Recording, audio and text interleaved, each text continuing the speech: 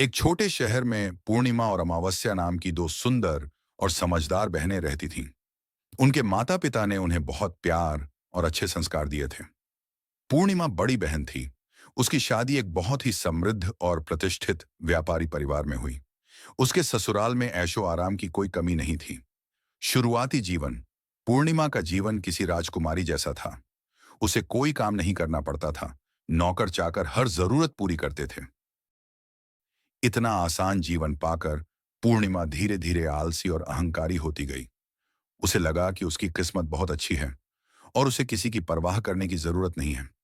वह सास ससुर को नजरअंदाज करती, पति को तुच्छ समझती और छोटी छोटी बातों पर झगड़ा 2 साल बाद उसके ससुराल के व्यापार में भारी नुकसान हुआ।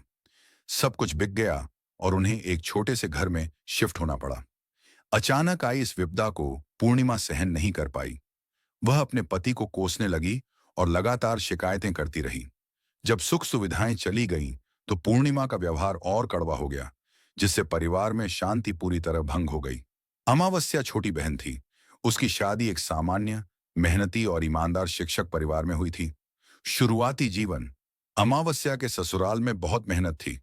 उसे सुबह जल्दी उठना पड़ता था, खेत का काम भी देखना पड़ता था और घर के सारे काम हाथ से करने पड़ते थे। अमावस्या ने कभी शिकायत नहीं की। उसने इस चुनौती को स्वीकार किया और प्यार और लगन से हर काम किया। उसने अपनी सास को आराम देने के लिए उनकी मदद की, अपने ससुर का सम्मान किया और पति का हर मुश्किल में सहयोग किया। वह हमेशा कहती थी, मेहनत और प्रेम से ही घर बनता है। वर्षों की मेहनत के बाद उसके पति को प्रमोशन मिला और उन्होंने अपनी बचत से एक छोटा स्कूल खोला। अमावस्या ने भी स्कूल के कामों में हाथ बटाया। धीरे धीरे उनके परिवार की आर्थिक स्थिति सुधरने लगी, लेकिन अमावस्या ने कभी अपना विनम्र स्वभाव नहीं छोड़ा।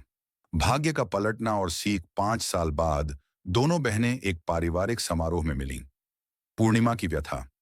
पूर्णिमा का रंग रूप भले ही अच्छा था, लेकिन उसकी आंखों में उदासी और निराशा थी। उसने अपनी बहन को बताया कि कैसे भाग्य ने धोखा दिया और अब उसका जीवन नरक बन गया है। वह अपने पति को दोष देती रही। अमावस्या का जीवन। अमावस्या के चेहरे पर संतुष्टि और शांति थी। उसने अपनी मेहनत और अच्छे व्यवहार से परिवार को एक बार फिर खड़ा किया था। पूर्णिमा ने अमावस्या से पूछा कि वह इस तरह के मुश्किल हालात में भी कैसे खुश रह सकती है। अमावस्या ने जवाब दिया, दीदी, आपने अपने जीवन को भाग्य के भरोसे छोड़ दिया था। जब आपका भाग्य पलटा, तो आपके पास दुख सहने या खुशी बनाने के लिए कोई चरित्र की नींव नहीं थी। मैंने हमेशा अपने व्यवहार, मेहनत और रिश्तों पर काम किया।